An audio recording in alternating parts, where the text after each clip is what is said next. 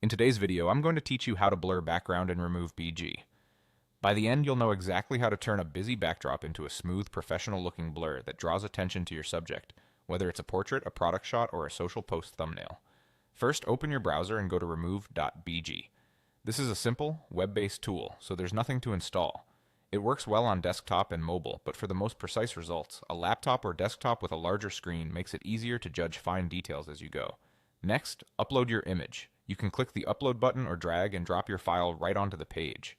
High-resolution photos give you the cleanest separation between subject and background, so if you have a choice, pick the sharpest version of your image. Common formats like JPG and PNG work perfectly. For best results, choose a photo where your subject clearly stands out from the background. Good lighting and contrast help the tool make an accurate cutout. Once your image is uploaded, you'll see a quick preview where the background is automatically removed. Now click Edit. This opens the editing panel with options tailored to refine the background. The interface is straightforward and the preview updates in real time, so every change you make is immediately visible. From here, select Blur. This applies a soft depth of field effect behind your subject, similar to what you'd get from a camera lens with a wide aperture. Aim for a level that separates the subject without making the scene look artificial. A moderate blur usually feels natural and keeps important context visible, while a stronger blur creates a dramatic, studio-style look. Watch the edges around hair, hands, and fine details. If they appear too soft, choose a slightly lighter blur for a more realistic result.